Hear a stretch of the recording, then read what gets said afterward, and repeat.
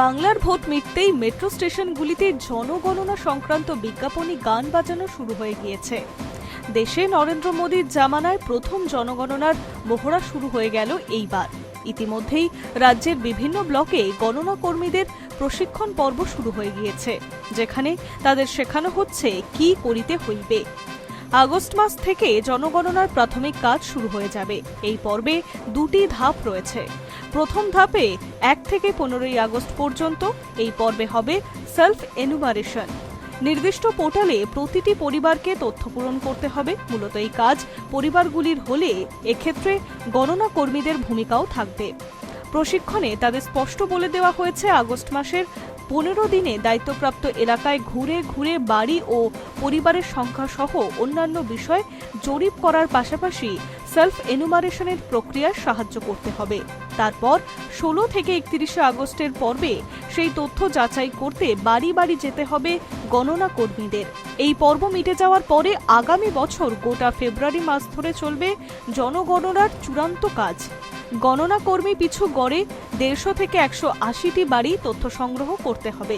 Satellite image দেখে mapping করার কাজও করতে হবে গণনা কর্মীদের। দিতে হবে 34টি প্রশ্নের উত্তর।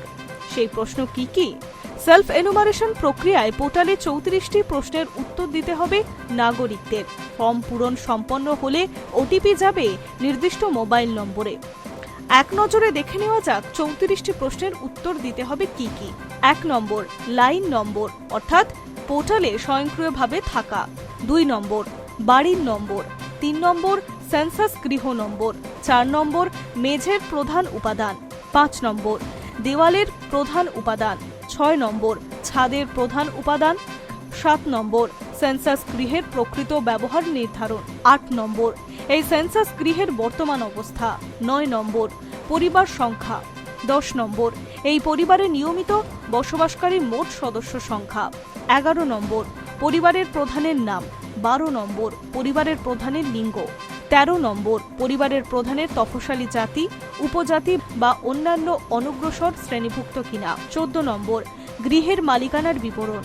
15 নম্বর, শুধুমাত্র এই পরিবারের হেফাজতে রয়েছে এমন বসবাসযোগ্য ঘরের সংখ্যা। 16 নম্বর, এই পরিবারে বসবাসকারী বিবাহিত দম্পতির সংখ্যা। 17 নম্বর, পানীয় জলের প্রধান উৎস। 18 নম্বর, উৎসটি কোথায়। 19 নম্বর, আলোর প্রধান উৎস। 20 নম্বর, শৌচালয় আছে কিনা। 21 নম্বর, শৌচালয়ের ধরন।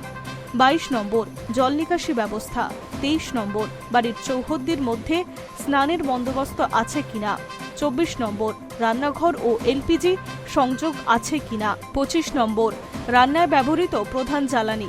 26 নম্বর, রেডিও ও ট্রানজিস্টর আছে কিনা। 27 নম্বর, টেলিভিশন আছে কিনা। 28 নম্বর, ইন্টারনেটের ব্যবহারের সুবিধা কি আছে। 29 নম্বর, কম্পিউটার বা ল্যাপটপ আছে কিনা। 30 নম্বর, টেলিফোন, মোবাইল বা স্মার্টফোন কি আছে। 31 নম্বর, সাইকেল, স্কুটার, মোটরসাইকেল, মফেট আছে কিনা। 32 নম্বর, 4 চাকা গাড়ি, জিপ বা মোটর ভ্যান আছে কিনা। 33 নম্বর, পরিবারের প্রধানত কোন খাদ্যশস্য গ্রহণ করা হয়। 34 নম্বর, মোবাইল নাম্বার। এই সব মূল প্রশ্নের অধীনে আরও কিছু তথ্য পূরণ করতে হবে নাগরিকদের, যেমন পরিবারের সদস্যদের লিঙ্গের বিবরণ, কত পুরুষ, কতজন মহিলা, রূপান্তরকামী বা তৃতীয় লিঙ্গের কোনো সদস্য আছে কিনা। বাড়ির মেঝে বা ছাদের ধরনের ক্ষেত্রেও বেশ কিছু ভাগ রয়েছে। সংশ্লিষ্ট পরিবারকে সেই অনুযায়ী এনুমারেশন ফর্ম পূরণ করতে হবে। 1.5 দশক পর 2011 সালে শেষবার জনগণনা হয়েছিল। সাধারণত 10 বছর অন্তর এই প্রক্রিয়া সম্পন্ন করা হয়। সেই হিসেবে 2021 সালে জনগণনা হওয়ার কথা ছিল, কিন্তু সেই সময় কোভিড অতিমারির প্রকোপ বেশি থাকায় কাশ্মীর থেকে কন্যাকুমারী, কচ্ছ থেকে কোহিমা এই বিপুল ভারতে জনগণের মতো কর্মযোগ্য করা যায়নি। প্রধানমন্ত্রী মোদীর শাসনে এই প্রথমবার জনগণনা হতে চলেছে গোটা দেশে।